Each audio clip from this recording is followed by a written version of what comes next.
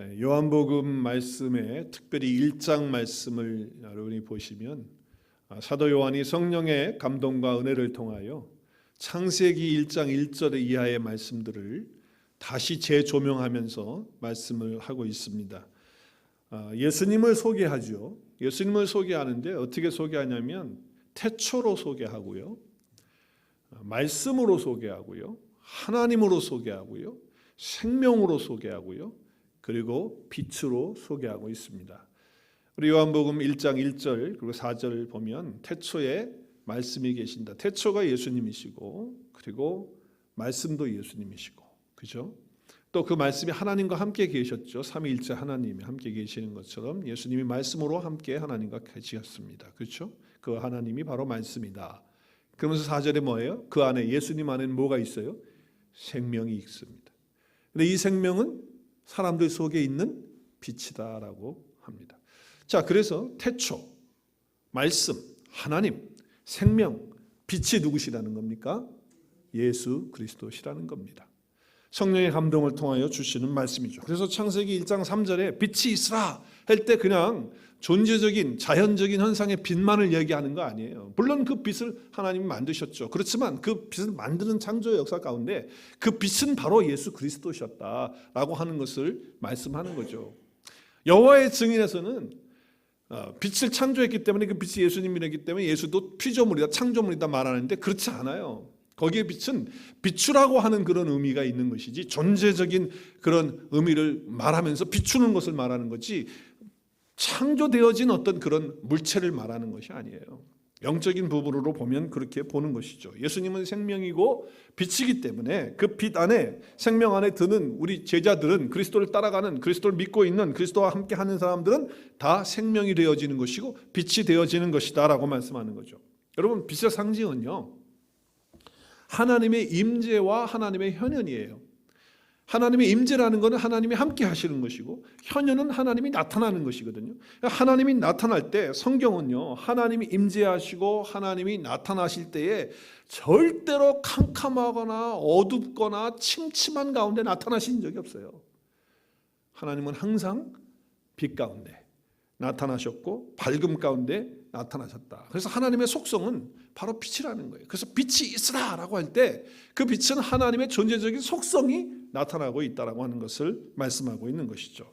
여러분, 믿음이라고 하는 것이 뭐예요? 결국 믿음이라는 것은 하나님의 영이 우리 가운데 오는 거거든요. 하나님의 영이신 성령이 우리 가운데 오는 것이고, 그리고 예수 그리스도께서 우리 속에 오셔서 함께 거하시는 것이 믿음이에요. 그래서 그것이 신앙이고, 자, 그렇다고 한다면 그 하나님이 빛이시고 그 예수님이 빛이시라면 우리가 그분을 모시고 산다면 우리도 하나님의 임재하심과 나타나심이 빛으로 항상 나타나기 때문에 우리의 삶에는요, 침침함이나 어두움이나 찝찝함이나 이런 것은 어떻게 되는 겁니까? 다 물러가고, 그리고 빛 가운데서 밝음이 있는 줄로 믿으시기를 바랍니다. 우리가 항상 빛의 존재가 하나님이시기 때문에 그런 거예요. 그래서 그리스도인은 세상에 빛이 되는 것 밖에 없어요. 왜? 그리스도가 내 안에 계신 분이 빛이시니까 우리는 빛의 역할을 감당해야 된다. 그러니까 성도는요, 밝을 수밖에 없고 항상 환할 수밖에 없고, 제가 늘 얘기하지만 피부 색깔하고는 관계가 없어요. 흑인들도요 밝습니다. 그리스도 안에 있으면. 육신적인 컬러하고 관계가 없는 거예요. 어제 그 냉장고를 하나 가지고 오라고 누가 좀 그런 부탁을 해서 어떤 형제님하고 같이 잠깐 갔다 온 적이 있어요. 토요일날 사실 바쁘기 때문에 먼 거리면 쉽지 않았는데 가까운 거리라서 같이 갈 수 있었습니다. 그래서 같이 가서 근데 거기 집에 흑인이 사는 그 집이더라고요. 근데 거기 아이들이 셋 아이들이 나왔어요. 세 명이 이렇게, 그러니까 형제들이에요. 큰 아들 형이 있고, 그리고 중간에 딸이 있고, 그리고 또 막내가 아들이라고, 삼형제더라고요. 근데 이제 우리가 가지러 가니까 아빠한테 이제 전화를 큰애가 한 거예요. 그래서 그 페이스톡으로 얼굴 보면서 아빠한테 이제 얘기하는 거예요. 왔다고 뭐 어쩌고저쩌고 하면서 이제 얘기를 하는 거예요. 근데 아이들을 보는데 아이들이 흑인이잖아요. 그런데 얼굴이 밝은 거야. 그러면 뭐가 있을까요? 그 집안에는 빛이신 예수님이 계시는 거야. 분명히 계시는 거예요. 그래서 제가 또 복음을 전하지 않을 수 없으니까 아이들한테 예수님 믿냐? 믿는다는 거예요. 예수님 믿는다. 교회 나가냐? 교회 나간다는 거예요. 그래서 어디 교회 나가냐? 그랬더니 교회 이름을 얘기를 하는데 정확하지 않으니까 아빠한테 물어보더라고. 아빠 우리 교회 이름 뭐냐고. 그래가지고 아빠하고 통화를 또 했어 내가 잠깐. 예수 그리스도가 안에 계시니까 아이들에게도 어떻게 그렇게 보는데 처음 보는 얼굴인데 그게 오는 거예요. 필링이 오는 거야. 아 밝다. 집이 밝아. 그 사실은 지루는 다 커튼 쳐놔가지고 어둡더라고. 안에 불 켜놨더라고. 그런데도 빛 가운데 계신 예수님 안에 계시는 가정이기 때문에 흑인이 되었든 백인이 되었든 황인종이 되었든 관계없이 빛의 속성이 나타나는 거예요. 밝음이 나타나는 거예요. 할렐루야. 무엇보다도 실제적으로 본다면 예수님께서 빛의 이미지를 사용하신 것을 보면 그 죄의 속성이 어두움이기 때문에 그렇기 때문에 빛으로 말씀하시는 거예요. 우리는 그 어두움을 물리치고 그 죄를 물리치고 사망을 물리치고 생명 가운데 그 빛 가운데 살아가는 사람들 아닙니까? 그래서 우리에게는 항상 이런 빛의 역사들이 우리 가운데 있어야 된다라고 하는 것이죠. 자, 그래서 오늘 사도 바울은 오늘 본문에서 그 창세기 1장의 창조의 역사를 통해서 그리고 그것을 사도 요한이 영적인 하나님의 성령의 감동을 통해서 그 말씀을 재해석해 놓은 것을 통해서 사도 바울은 또 성령의 그 인도하심을 따라서 오늘 고린도 교인들에게 그 말씀을 전하고 있는 거예요. 그래서 우리는 그리스도의 제자이기 때문에 다 우리는 빛이어야 된다. 예수님이 빛인 것처럼. 그리고 빛의 상징은 하나님의 나타나심과 하나님의 함께 하시는 그런 증거다라고 하는 것을 얘기하면서 그 하나님의 임재하시면은 어두운 것이 아니라 항상 빛이 있고 밝음이 있다라고 하는 메시지를 주는 거거든요. 그러면서 고린도 교회 성도들에게 이와 같이 말씀합니다. 어두운 가운데 빛이 빛이라 말씀하셨던 그 하나님께서 언제 그 말씀을 하셨다고요?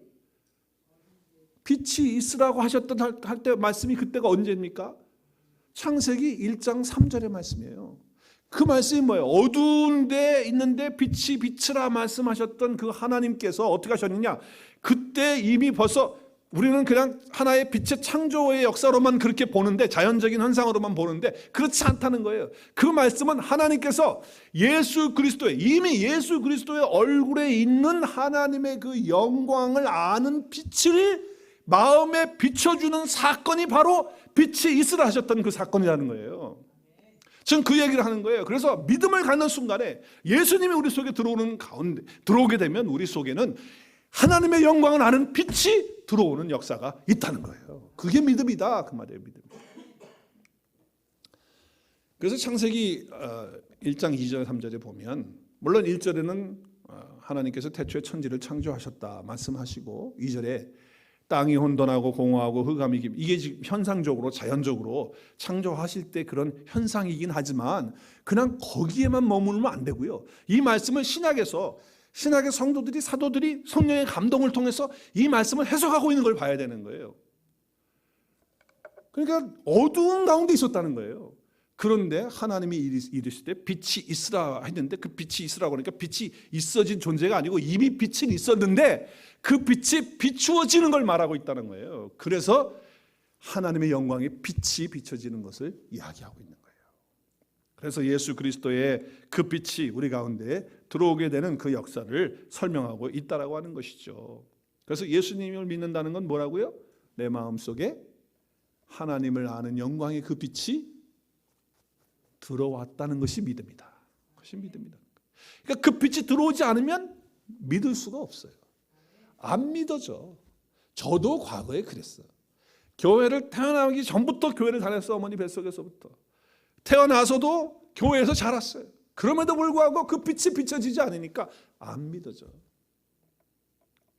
지금 그 얘기를 하는 거죠. 그래서 어두운데 빛이 빛이라 말씀하셨던 그 하나님께서 이제 예수 그리스도의 얼굴에 있는 하나님의 영광을 아는 그 빛을 너희 마음에 내 마음에 비추어 주셨기 때문에 우리가 믿음 가운데 있다. 이 말씀을 하고 있는 거예요. 그리스도의 얼굴에 대해서 여러 가지로 우리에게 가르쳐주고 있는데 예수님은 말씀이셨거든요. 근데 그 말씀이 육신이 되어가지고 육신의 모양으로 우리 가운데 거하신 분이 말씀이시고 예수님이시다. 근데 그 말씀 안에는, 그 예수님 안에는 뭐가 있느냐? 하나님의 독생자의 영광, 그 영광의 빛이 그 아들에게는 있다. 그리고 은혜와 진리가 충만하신 분이시다라고 설명을 하고 있어요. 근데 하나님을요, 한 번도 본 사람이 없어요. 하나님 보면 그 자리에서 죽어요. 모세도 하나님을 얼굴 봤어요? 못 봤어요. 뭐만 봤다고 성경이 기록하죠? 하나님이 돌아서는 등의 모습만 잠깐 보게 되는 거예요.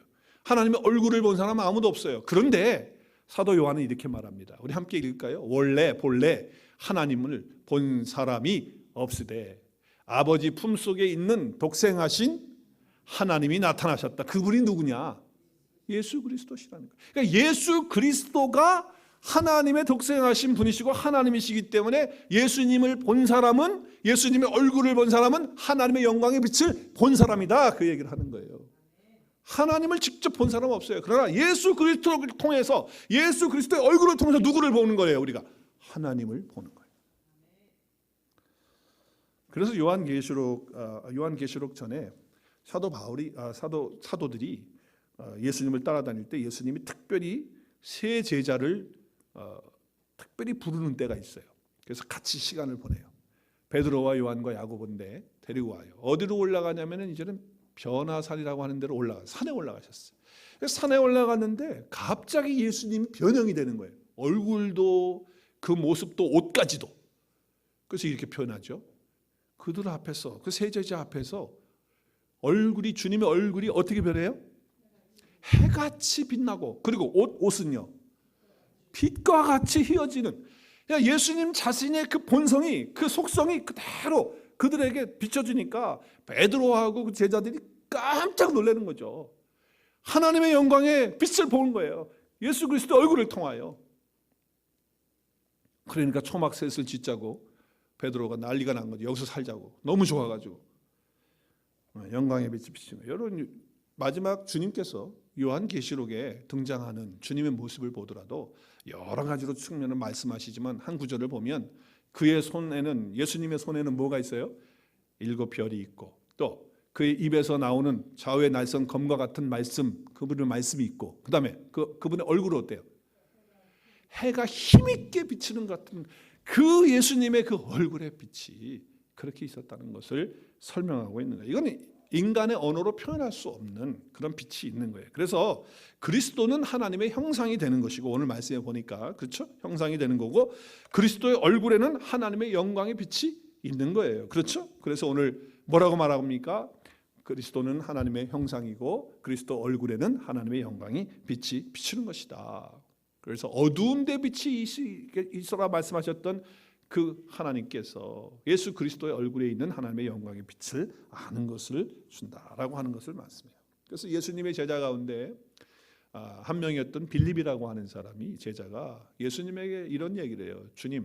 주님이 말씀하시는 아버지, 계속 아버지를 얘기하시는데 그 아버지를 이제 좀 보여주실 때가 되지 않았습니까? 우리가 예수님 얼마나 따라다녔는데 이제는 아버지 늘 그러시는데 그 아버지, 하나님 아버지를 좀 이제는 실제적으로 좀 보여주셔야 되지 않겠습니까? 말만 하지 마시고. 제자가 이제 그렇게 얘기를 한 거예요. 그때 예수님께서 그 제자 빌립에게 하시는 말씀이 있어요. 뭐라고 얘기하죠? 빌립아, 내가 이렇게 오랫동안 너와 함께 같이 있었는데 나를 아직도 알지 못하느냐? 시작. 나를 본 자는 아버지를 보았거늘 어찌하여 아버지를 보이라 하느냐? 그러니까 예수님 자신이, 예수님의 그 얼굴이 하나님의 영광의 그 본체시라는 거예요. 하나님 자신이라는 거예요. 그러니까 나를 보면 아버지를 봤는데, 원래 아버지 하나님을 본 사람은 아무도 없어. 내 얼굴을 보는 순간, 내 얼굴의 빛을 보는 순간 하나님을 보는 거야 라고 말씀을 하신 거죠. 자, 그래서 그리스도는 하나님의 형상이 되는 것이고요.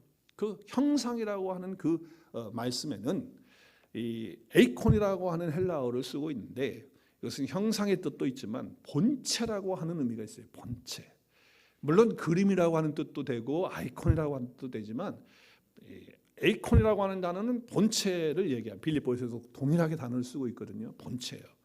그래서 이 본체라고 하는 것은 예수 그리스도는 하나님의 본체시다. 그래서 빌립보서 2장 6절에도 예수 그리스도는 하나님과 본체신데 똑같으신 분인데 동등하신 분이신데 자기를 비워서 우리를 위해서 사람의 몸을 입고 있다고 하셔서 십자가에 죽기까지 자기를 죽이셨다라고 말씀하고 있어요. 그래서 예수 그리스도는 하나님의 형상이다라고 할 때 하나님의 본체다, 하나님과 같다라고 하는 말씀을 하고 있는 것이죠. 자, 이런 하나님의 역사, 이 하나님의 사랑, 이 얼굴을 아는 이 영광의 그 마음의 빛이 비춰질 때 우리가 그리스도인이 되고 하나님의 형상이 되어지는 거예요. 그러니까 저와 여러분은 하나님의 형상이 된 거고요. 그리고 하나님의 본체이신 예수 그리스도 때문에 그 영광의 빛 가운데 우리가 거하는 그런 사람들이 됐다라고 하는 거죠. 그런데 이 세상에 있는 사람들은 어떻습니까? 이 세상에 있는 사람들은 그 세상의 신이 그 마음을 혼미케 해가지고 하나님의 영광의 복음의 광채가 비치지 못하도록 막고 있다는 거예요. 그러니까 그들에게는 그 영광의 빛이 비춰져야지만 하나님을 믿고 예수를 믿고 받아들일 수가 있는데 그게 안 된다는 거예요 지금. 그러니까 저와 여러분은 하나님의 그 영광의 빛이, 그 얼굴에서 나오는 그 영광의 광채가 우리 가운데 비춰주시는 역사가 있었기 때문에 오늘 이 자리에 와서 예수님을 주라고 고백하고 믿고 예배하고 찬양하는 줄로 믿습니다. 이 하나님의 놀라운 은혜예요. 아무나 올 수 없는 거예요. 그리스도의 빛이 우리 가운데 비춰졌기 때문에 이 자리에 있다라고 하는 거예요. 엄청난 은혜를 우리에게 주신 거죠. 그래서 하나님이 이르시되 빛이 있으라 말씀하셨던 이때의 이 사건이 바로 내가 예수 그리스도 안에 들어오게 되기 위해서 하나님이 나를 향해 그 빛을 비춰주시는 그런 역사가 있을 때 내가 예수님 믿게 되고 하나님 안에 들어가게 되는 놀라운 축복을 받게 된다는 말씀을 하시고 있는 것입니다. 예수님을 계속해서 올무에 걸어가지고 예수님을 넘어뜨리고 예수님을 못 믿게 하고 그래서 자기들의 어떤 기득권, 종교 지도자들의 기득권을 예수님에게 뺏기는 것 때문에 계속 예수님을 공격하거든요. 여러 가지로 공격했어요.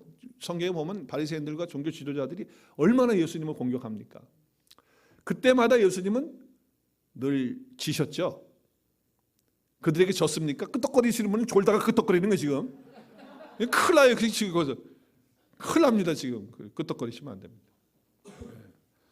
예수님은 번번이 승리하셨어요.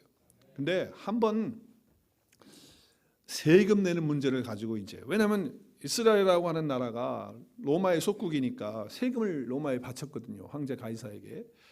그런데 그 세금 내는 거에 대해서 올무를 걸어가지고 이 세금을 내야 됩니까? 안 내야 됩니까?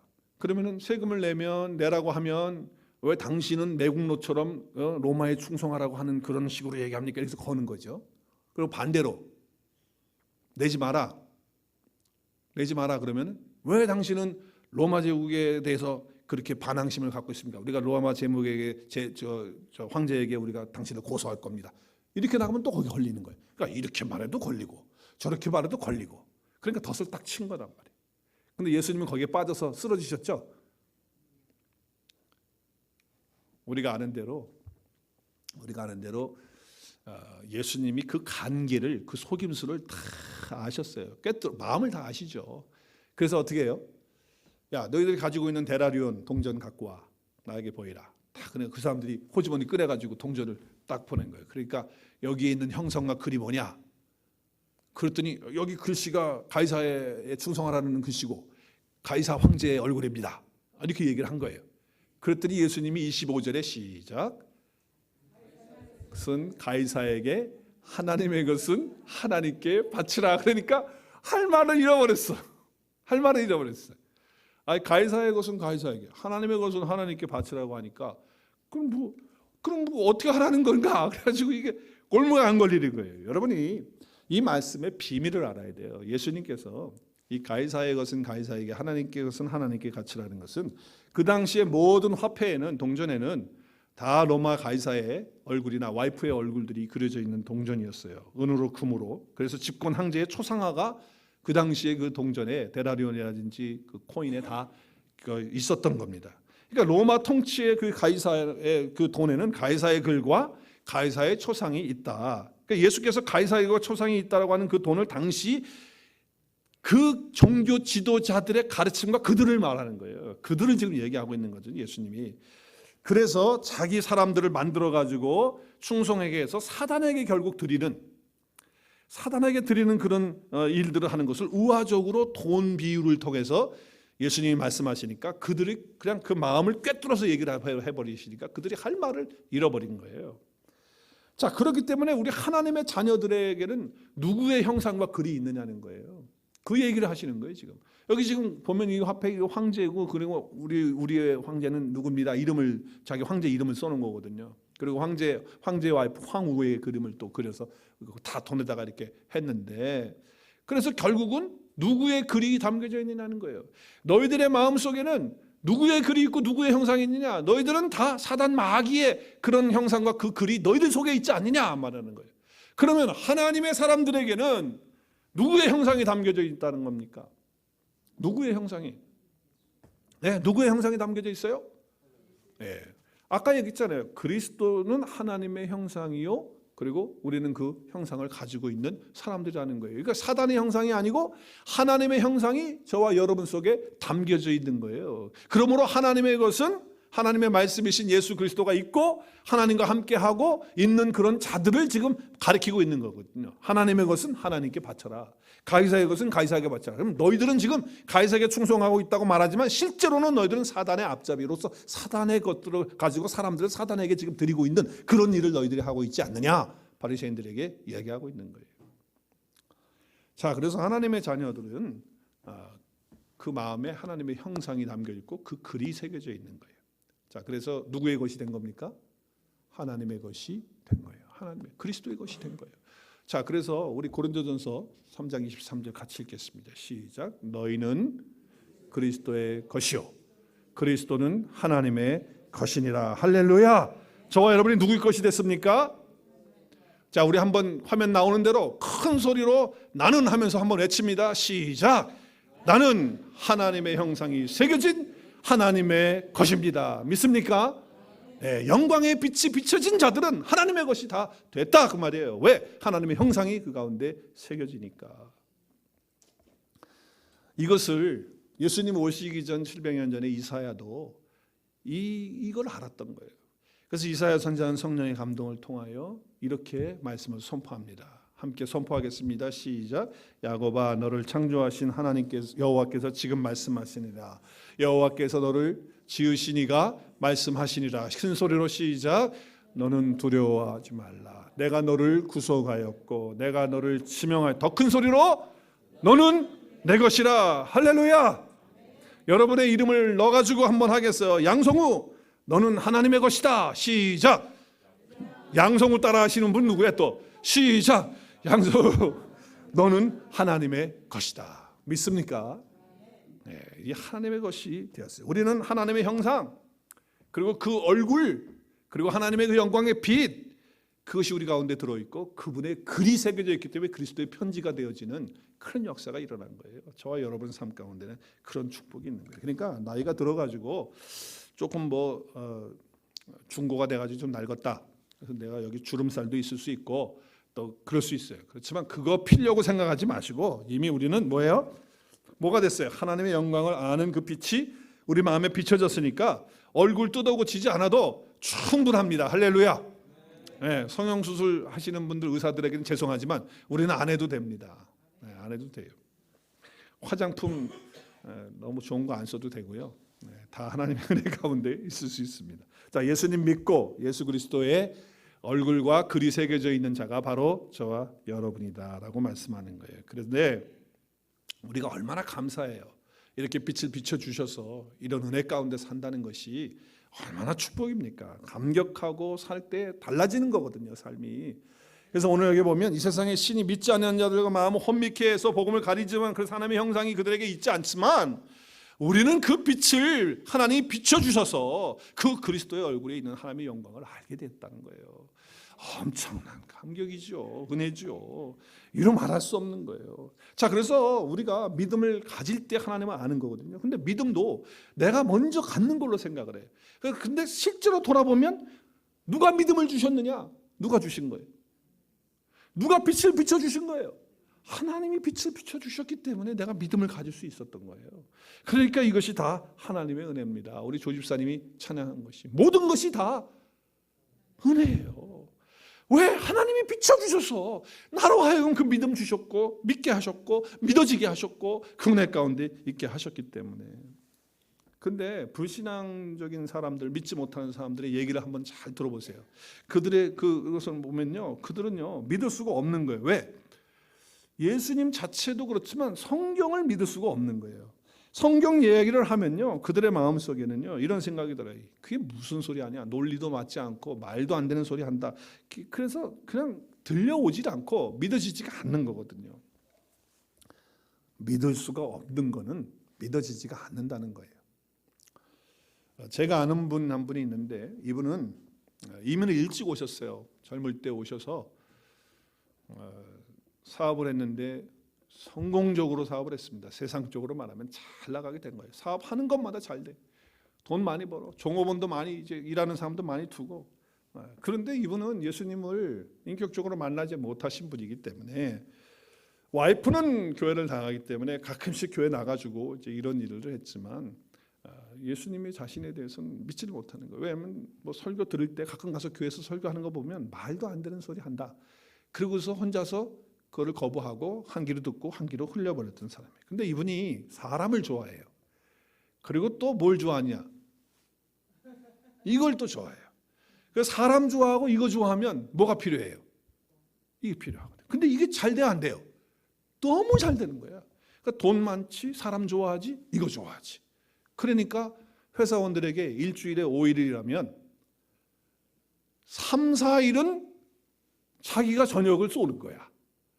그리고 2차를 쏘는 거 알죠? 2차를 쏘고 또 3차를 또 자기 집에 가서 또 하는 거야. 그게 이분은 그러니까 돈 있죠? 뭐 저녁 사주죠? 이거 사주죠? 그러니까 사람들이 따를 수밖에 없고 종업원뿐만 아니라 자기 친구들이 주변에 있는데 다 와가지고 그렇게 하는 거예요. 그런데 여러분 생각해 보세요. 집에서 1차, 2차 하고 끝나고 집에 안 오면 오케이. 근데 와이프한테 여러분 3차 가는 시간이 언제쯤 될 것 같아요? 몇 시쯤 될 것 같아? 대략 3차 가보신 분들 시작. 몇 시쯤? 적어도 10시 이후는 되지 않겠어요? 아무리 빨라도?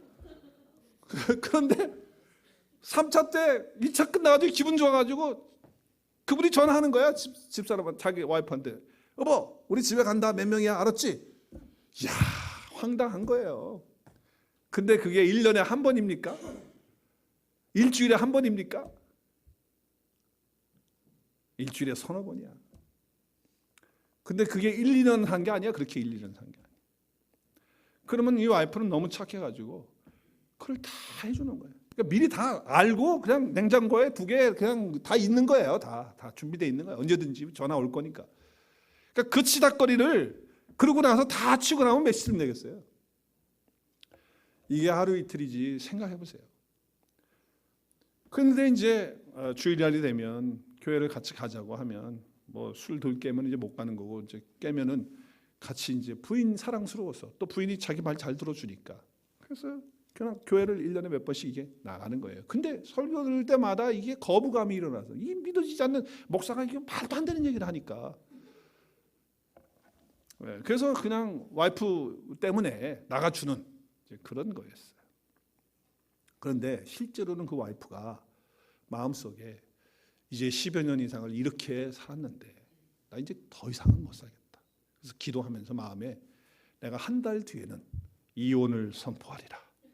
그리고 진짜로 이혼을 결심을 했대요. 왜? 내가 이제 이 인간하고 내가 이 치닥거리를 언제까지 데리고 가고 사냐. 재산 절반 딱 나누고 끝내면 나는 자유로운 삶을 살 게 아니냐.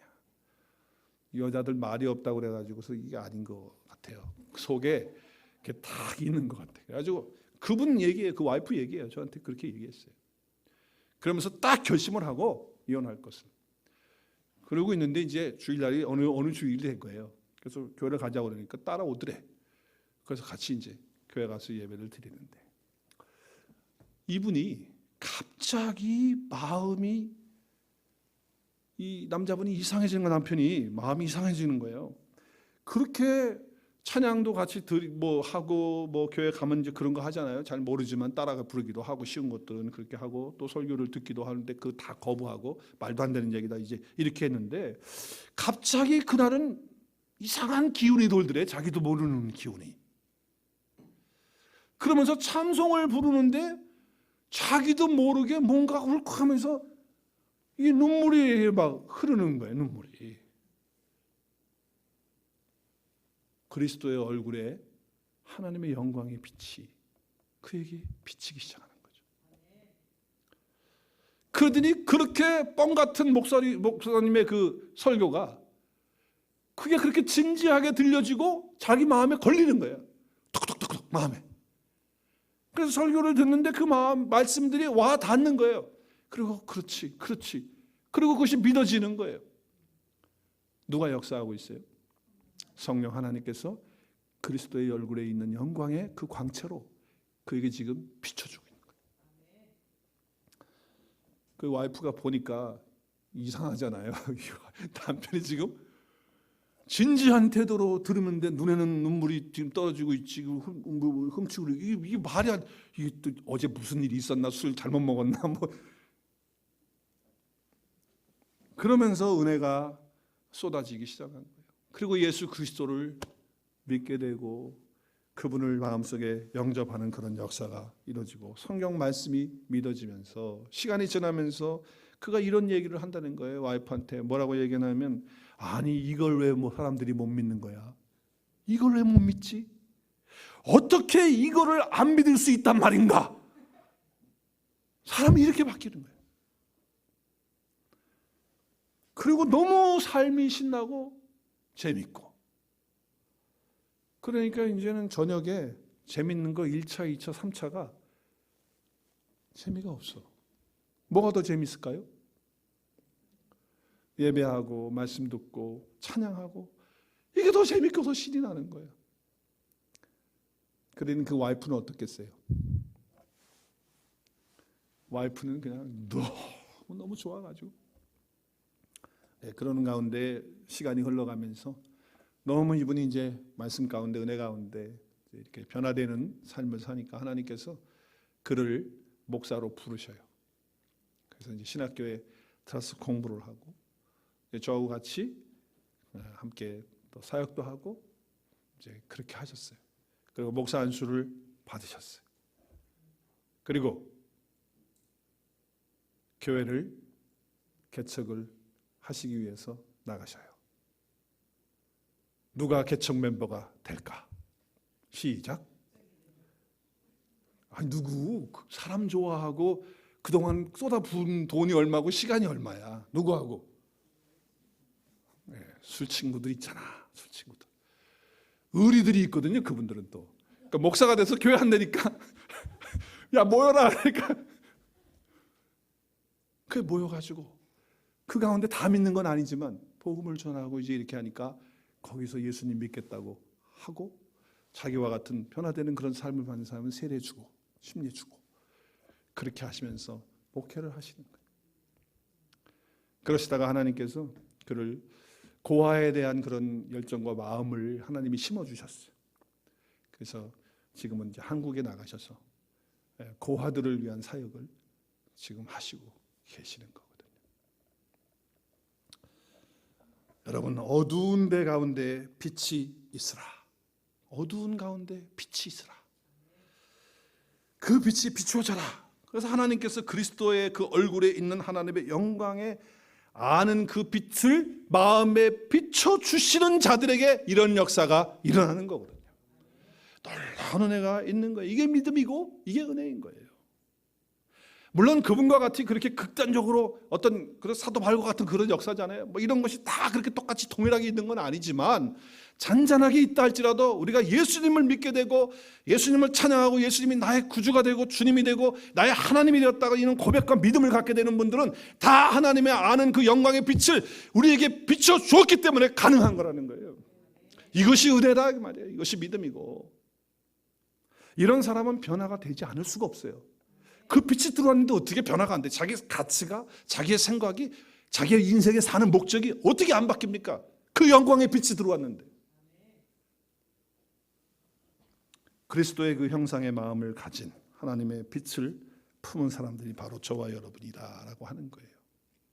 그래서 나는 하나님의 형상이 내게 있고 하나님의 빛을 품은 자가 되었다라고 하는 거죠. 자, 그렇다면 이제 이 마음에 예수 그리스도의 얼굴이 있는 하나님의 영광을 빛을 받은 사람, 그래서 이제 하나님을 알게 되고 그 믿음을 갖게 된 사람은 이제 어떻게 살아야 되느냐?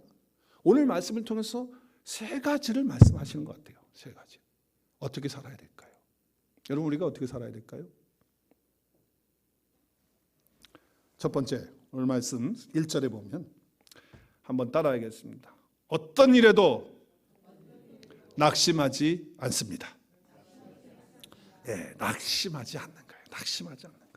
절대로 낙심하지 않습니다. 1절 보면 그러므로 우리가 이 직분을 받아, 여기 직분을 받았다는 게 타이틀을 받았다고 뭐 집사 장로 이런 거 받았다는 게 아니고 그리스도의 영광의 그 빛을 받은 그 사람들은 하나님의 긍휼하심을 입은 대로 낙심하지 않는다. 낙심하지 않는다. 여러분, 살아가면서 힘든 일 없는 사람 있습니까? 그리스도의 영광의 빛이 비춰진 사람들에게는 힘든 일은 싹 없어집니까? 할렐루야.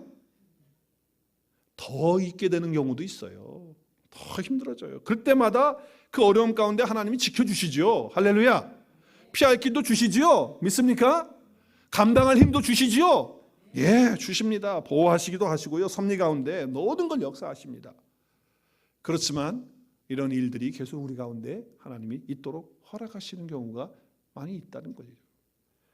자, 그렇기 때문에 한 가지 분명한 것은 믿음이 있는 사람, 이 빛을 받은 사람은 아무리 어려운 일이 와도 낙심하지 않는다는 거예요. 절망하지 않는다는 거예요. 이 빛이 없는 사람들은 어떻게 얘기하는 줄 아세요?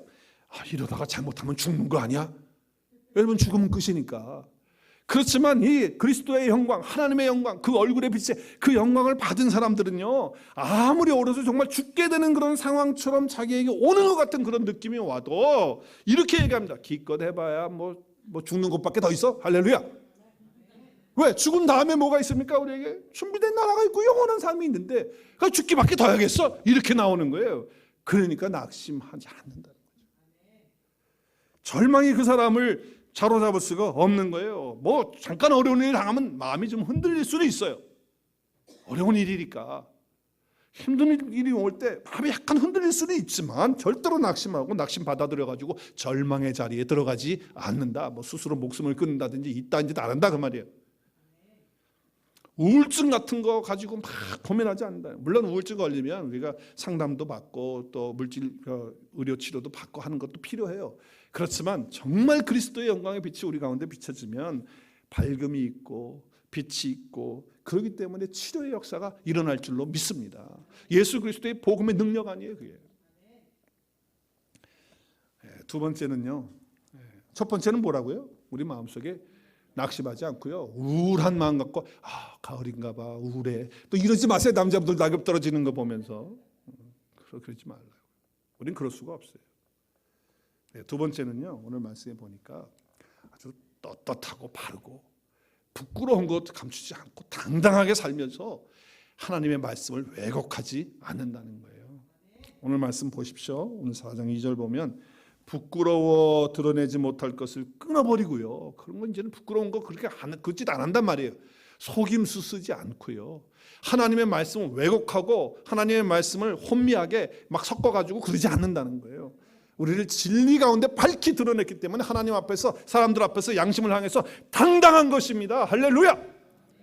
당당하게 사십시오. 우리는 그리스도의 의를 덧입고 사는 사람들 아닙니까? 당당하게 살아야죠. 스스로 부끄러운 거 감출 때는 두려워서 그러는 거 아니겠어요? 그건 이제 그런 거 없는데 이중생활 안 한다 그 말이에요. 이중생활. 그리고 다른 사람 이용해 먹으려고 속이거나 거짓말하지 않고 생각보다 많은 사람들이 거짓말하는 거예요. 왜? 다 자기의 어떤 이익을 위해서 거짓말하는 거 아니에요. 그런 거짓말 속에는 성령의 역사가 없어요. 성령의 역사가 어떻게 있습니까? 아나리아와 삽비라가 거짓말할 때 성령의 역사 안 나타나요. 자기의 이익, 얄팍한 어떤 자기의 어떤 유익 뭐 이런 것들을 위해서 하지 말라요. 자기 입장의 편의에 따라서 하나님의 말씀을 가지고 말이죠. 자기 이익을 위해서 원하는 대로 해가지고 하나님 말씀 왜곡시키는 게 있잖아요. 그 왜곡시키는 거.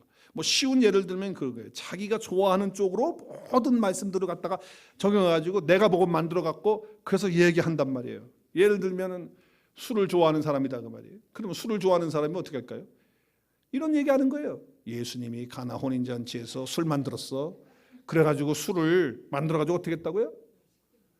자기만 마시는 게 아니고 어떻게 했어요? 거기 있는 사람들이 다 나눠서 먹게 했다가 포도주 진한 걸로 해가지고 다 그냥 기가 막힌 맛으로 했는데, 예수님도 술 만들어가지고 술 같이 먹었는데 왜 술을 못 먹게 하냐고. 말씀에 다 있는데 말이야. 그럼 여러분이 할렐루야 아멘 그러겠죠? 술 좋아하는 사람들은. 말씀 왜곡하는 거예요. 누구의 입장에서? 내 입장에서. 내가 술 좋아하니까, 끊기 싫으니까. 그 말씀의 뜻이 그런 뜻이 아니잖아요. 또 바울이 디모데에게 너 위장병도 있고 속이 안 좋고 아프니까, 그 당시엔 치료제가 없으니까 포도주를 조금씩 먹어라 그랬대. 그 말씀에다 빨간 줄을 막 치는 거예요. 이것도 마시라. 그래서 목사님이 뭐 술 먹지 마라, 누가 술 먹지 마라, 여기 말하고 여기 말하고 여기 말하. 바울도 말해 디모데에게 술 조금씩 먹으라 그러는데 말이야. 조금씩 먹는 게 뭐가 문제냐고. 조금 쉬운 예를 들어서 지금 얘기를 한 건데요. 전반적으로 자기 입장에, 자기 유익에, 자기 어떤 하고 싶은 거에다가 빗대어 가지고 하나님의 말씀을 그렇게 왜곡되게 하지 않는다는 거예요. 누가 들어오면 빛 대신 예수 그리스도께서 들어오시고, 그 예수 그리스도 얼굴의 영광의 그 광채가 우리 가운데 오게 되면 그렇다는 거예요. 그리고 그것을 아는 사람들은요, 언제나 하나님 앞에서, 사람 앞에서 떳떳합니다. 당당합니다. 할렐루야. 부끄러운 것들이 있다면 그걸 끊어버리고요, 당당하게 그리스도 예수 안에서 선포하면서 사는 그런 사람들이 된다는 거예요. 비굴하지 않다 그 말이에요. 세 번째는, 여러분 그 세 번째 넘어가기 전에 제가 정말 당부하고 싶은 게 있어요. 정말 하나님 말씀에서 예라고 하면 예라고 하십시오. 하나님 말씀에서 노라고 하면 노라고 하십시오. 전 그렇게 하실 수 있기를 바라요. 정말 바르게 하실 수 있기를 바라요. 왜 하나님의 말씀을 이렇게 말하는데 왜 자기 입장에서 자꾸 얘기를 하냔 말이에요. 그러지 말고 한번 따라하겠습니다. 예는 예, 아니면 아니다. 무슨 회의하는 거 아닙니다. 지금 회의할 때 그렇게 얘기하는데 그거 하는 거야. 회의하는 거 아니에요. 이게 바로 빛의 사람의 모습이다. 자, 세 번째 하나 더 마지막으로 보면 어떻게 살아가느냐. 빛을 받은 사람은요, 언제나 복음을 드러내요. 그리고 누구를 증거합니까? 하나님을 증거합니다. 자, 오늘 말씀 3절에서 5절까지 보면 망하는 자들에게는 그들의 빛이 가렸기 때문에 망하는 거거든요. 근데 우리는 망하는 자들이 아니고 빛이 왔단 말이에요. 그러면 5절에서 바울이 이렇게 얘기해요. 우리는 우리를 전파하는 것이 아니다는 거예요. 그럼 누구 전파해요? 그리스도가 주되신 것을 전파한다는 거예요. 그리고 내가 예수를 위해서 내가 너희의 종이 되고 내가 너희를 섬기는 것도 내가 예수의 종이라는 건 내가 그리스도를 주로 섬기기 때문에 나는 종이 되었다. 그래서 내가 주님도 그렇게 섬기고 내가 너희들도 그렇게 섬긴다고 하는 거예요. 예수 그리스도를 전하는 거예요. 그리스도가 빠져버리면 그건 복음이 아니잖아요. 그 복음을 전하는 거예요. 영광의 빛이 들어온 사람은요, 자기 드러내지 않아요. 복음이신 예수님 드러내고 하나님을 드러내는 거라는 거죠. 인생에서 가장 불쌍한 사람이 있다면 어떤 사람이냐? 그래서 자기 평생 동안 자기 드러내는 일에만 자기 변호해. 그러니까 평생 동안 자기 얘기하는 거예요. 정말 피곤한 사람들 많더라고요. 그거 들어주려니까 목사가 되면 다 들어줘야 되잖아. 또 못 잘라가지고 다 들어줘요. 근데 뭐냐면 자기 변호하는데 자기 인생 다 낭비한 얘기를 나한테 하는 거야. 그리고 지금 교회 나오면서도 자기가 어떻게 하면 드러나고 평생 동안 자기를 변호할 수 있을까? 그 얘기를 목사 앉혀놓고 또 하는 거예요. 참 불쌍하고 비참해. 그러나 그리스도인들은 어떤 사람입니까? 어디를 가든지 나를 나타내고 나를 변호하고 내가 과거에 뭐 어쩌고 내가 저기 에서 뭘 섬겼고 내가 저기에서 뭘 만들어놨고 내가 그거 듣기 싫어. 이제는 그만 들었으면 좋겠어. 그러면서 하나님이 나타나고 복음이 증거되는 게 아니고 자기의 어떤 그 의와 자기의 어떤 변호와 자기 이야기. 뭐가 없어서 그렇습니까? 지금 자기 속에 자기 마음에 뭐가 없어서 그래요? 예수 그리스도의 얼굴에 하나님의 영광을 아는 그 빛이 없으니까. 복음이 드러나질 않아. 그리스도가 하나님이 나타나질 않아. 누구만 나타나? 자기만 나타나. 자기는 다 잘했다는 거야. 내가 옳다는 거야. 하나님의 영광의 빛 비추고 있는 사람은 복음을 증거하는 그런 삶을 사는 것입니다. 제가 여러분에게 묻습니다. 여러분에게는 하나님이 비추어 주신 예수 그리스도의 얼굴에 있는 하나님의 영광을 아는 빛이 여러분 가운데 있습니까? 별로 소리가 안 나네요. 하나님의 영광을 아는 빛이 있습니까? 내 마음에 비춰졌습니까? 정말 그렇게 하십시오. 정말 그렇게 하십시오. 이제는 빛의 사람으로 어떤 상황에도 낙심하지 말고 그렇게 사실 수 있길 바라고, 당당하고 떳떳하게 사시고요, 빛의 사람으로 의미 있게 인생 사시고 가치 있게 사시고 존귀하게 존경스럽게 사시는 저 여러분 될 수 있기를 바랍니다. 여러분, 우리 가운데 무엇보다도 말과 행동 속에서 모든 것 통해서 자기 변명, 자기 나타내는 그런 거 위해서 살지 말고, 거기에 낭비하지 말고, 이제는 어떤 말을 하든 어떤 행동을 하든 복음 드러나고 예수님이 증거하면서 나타나고 하나님 나타나고, 그래서 가치 있게 사시고 행복하게 사실 수 있기를 주의 이름으로 축복합니다. 우리 함께 기도하는 시간 갖겠습니다.